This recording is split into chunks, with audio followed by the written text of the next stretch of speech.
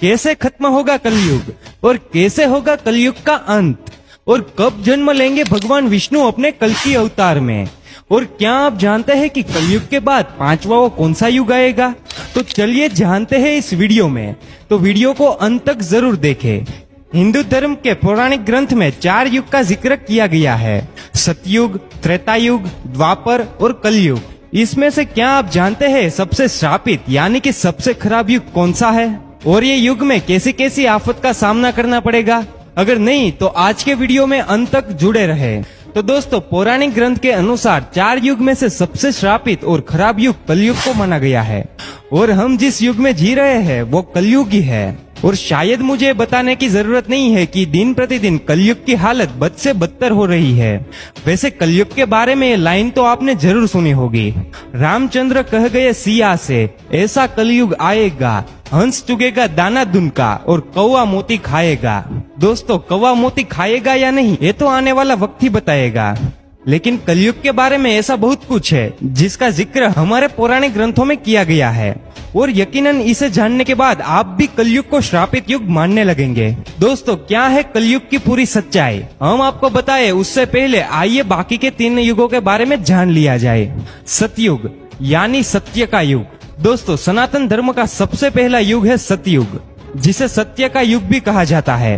पुराणों में सतयुग की कालाविधि 17,28,000 साल बताई है। सतयुग में प्रतीकात्मक रूप से 4 स्तंभ थे, तप, सत्य, शुद्धि और दया। आप इन्हें धर्म के 4 पैर भी कह सकते हैं।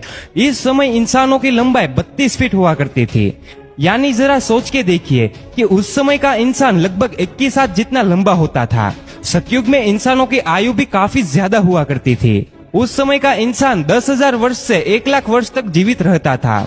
सतयुग में धरती पर पाप की मात्रा 0 होती थी, यानी पाप क्या है वो सतयुग के लोगों को पता तक नहीं था। उस समय के लोगों में पुण्य सबसे अधिक हुआ करता था, यानी कि सतयुग में जितने भी लोग थे सब के सब पुण्यात्मक थे। राजा हरिश्चंद्र की कहानी तो आप सबने सुनी ही होगी, जो अपने पूरे जीवन काल में सदा सत्य के मार्ग पर ही चले थे। यहाँ तक कि सत्य के लिए उन्होंने अपना और अपने परिवार का बलिदान भी दे दिया था। राजा हरिश्चंद्र भी सतयुग के समय ही हुए थे। त्रेता युग या फिर रजत युग। दोस्तों, सनातन धर्म का दूसरा युग त्रेता युग को कहा जाता है। इस युग की कालाविधि 12,96,000 थी। इस युग को रजत युग और बहुत से लोग सिल्वर एज के नाम से भी जानते हैं। इस युग में धर्म के सिर्फ 3 स्तंभ ही थे, सत्य, शुद्धि और दया। दरअसल धर्म का चौथा स्तंभ तप सत्य के अंत में ही घट गया था। त्रेता युग में मनुष्य की लंबाई 21 फीट होती थी, यानी कि लगभग 14 हाथ के बराबर, और आयु लगभग 10,000 वर्ष थी। त्रेता युग तक समाज वर्णों में विभक्त हो गया था। समाज में ब्राह्मण, क्षत्रिय, वैश्य और शूद्र वर्ण अस्तित्व में आ चुके थे। इस युग में लोग अपने कर्तव्य का पालन तो करते थे, लेकिन उनके अंदर लालच और ईर्ष्या की भावना ने घर कर लिया था। इसीलिए त्रेता युग में पाप की मात्रा बढ़कर 25% हो गई थी, और पुण्य की मात्रा घटकर 75% ही रह गई थी। जहाँ इस युग में भगवान विष्णु अपने वामन और राम अवतार में अवतरित हुए थे, तो वही इस युग में बाली और रावण जैसे महान राक्षस भी हुए। बाली, जिन्होंने भगवान वामन को पूरी धरती दान में दे दी थी, तो वही रावण जिसने माता सीता का अपहरण करने के बाद भी उन्हें छुआ तक नहीं। द्वापर युग। दोस्तों, सनातन धर्म का तीसरा युग द्वापर युग को माना जाता है। इस युग की कालाविधि 8,64,000 थी।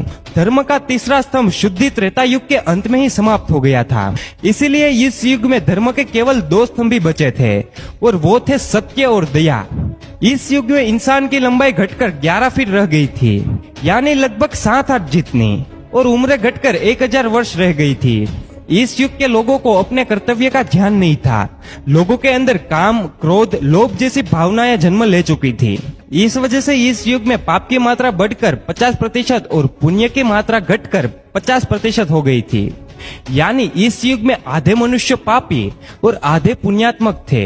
हालांकि द्वापर युग में ही इतिहास का सबसे बड़ा महायुद्ध महाभारत हुआ था, जिसमें एक स्त्री को भरे समाज में लज्जित किया गया था। धर्म को बढ़ता देखकर इस युग में भगवान विष्णु अपने श्री कृष्ण अवतार में अवतरित हुए थे, और धर्म की स्थापना के लिए महाभारत के महायुद्ध में पांडवों का साथ दिया था। साथ ही साथ इस युग में भगवान कृष्ण ने कुरुक्षेत्र की युद्ध भूमि में अर्जुन को गीता का ज्ञान देकर संपूर्ण मानव समाज को धर्म के महत्व से परिचित कराया था। कलयुग। दोस्तों, सनातन धर्म का चौथा और अंतिम युग है कलयुग। पुराणों में कलयुग की कालाविधि 4,32,000 साल बताई गई है। वर्तमान का युग कलयुग ही है। अभी कलयुग का प्रथम चरण चल रहा है। पुराणों को ध्यान में रखकर विशेषज्ञों द्वारा की गई गणनाओं के मुताबिक अभी कलयुग के 5,000 वर्ष ही बीते हैं, यानी कि कलयुग का अंत होने में अभी 4,27,000 साल बचे हुए हैं। इस युग में धर्म का सिर्फ एक ही स्तंभ दया बचा है, जो कि इस युग के अंत तक समाप्त हो जाएगा। वहीं इस युग में पाप की मात्रा 75% और पुण्य की मात्रा 25% बताई गई है। साथ में यह भी कहा गया है कि पुण्य की यह मात्रा कलयुग के अंत तक घटकर शून्य हो जाएगी। इस युग में इंसान की औसत लंबाई 5 फीट 5 इंच बताई गई है, यानी लगभग 3.58 और उम्र 80 से 90 साल बताई गई है। लेकिन साथ में विष्णु पुराण में यह भी बताया गया है कि जैसे जैसे कलयुग का अंत नजदीक आएगा, मनुष्य की आयु घटती जाएगी और अंत में मनुष्य की आयु घटकर मात्र 20 से 30 साल ही रह जाएगी। उस समय छोटे छोटे बच्चे गंभीर बीमारियों का शिकार होंगे। कम उम्र में ही बच्चों की आंखों पर चश्मे और बालों में सफेदी छा जाएगी। हर इंसान रोग से परेशान होगा। बच्चे से लेकर बूढ़े तक कलयुग में हर कोई चिंता से घिरा हुआ रहेगा। कलयुग के अंत में विवाह एक प्रकार का समझौता होगा। जिसके पास पैसा होगा, स्त्रियां उन्हें ही अपने पति के रूप में स्वीकार करेगी और जो दहेज देगा उनके घर ही स्त्रियों का विवाह होगा। लोगों में एक दूसरे के प्रति समर्पण और सम्मान का भाव समाप्त हो जाएगा। रिश्तों का महत्व नहीं रहेगा। पति और पत्नी एक दूसरे के प्रति ईमानदार नहीं रहेंगे। विश्वास किस चिड़िया का नाम है वो तो लोग भूल ही जाएंगे। जिस व्यक्ति के पास जितना धन होगा उतना ही ज्यादा शक्तिशाली माना जाएगा। ऐसे ही लोग विद्वान और धर्मात्मा कहलाएंगे और ऐसे ही लोग समाज में पूजे जाएंगे। दोस्तों, वर्तमान समय में जिस तरह से धरती पर धर्म और पाप बढ़ रहा है, जिस तरह की परिस्थितियां हमारे सामने आ रही है, उस हिसाब से देखा जाए तो ये सारी बात सच होती नजर आ रही है। धर्म ग्रंथों के मुताबिक कलयुग के अंत में धरती के एक हिस्से में जहां लोग बाढ़ से तबाह हो रहे होंगे, तो वही दूसरे हिस्से में लोगों को सूखे के प्रकोप का सामना करना पड़ेगा। और जैसे जैसे कलयुग का अंत नजदीक आएगा, पृथ्वी पर मौजूद सारी नदियां सूखती चली जाएगी। और जैसा कि आप सभी देख ही रहे हैं, इस कलयुग में पद्मा और सरस्वती नदी का विलुप्त तो पहले से ही हो चुका है। अब एकमात्र सिर्फ गंगा बची है। ये भी कलयुग के अंत तक विलुप्त हो जाएगी, जिसके बाद पानी की कमी की वजह से धरती फटने लगेगी। और एक समय ऐसा भी आएगा कि जब लोग पानी की एक एक बूंद के लिए तरस कर अपने प्राण भी त्याग लेंगे। उस समय धरती पर चारों ओर सिर्फ अधर्म का बोलबाला होगा। लोगों के हृदय से दया भाव समाप्त हो गया होगा।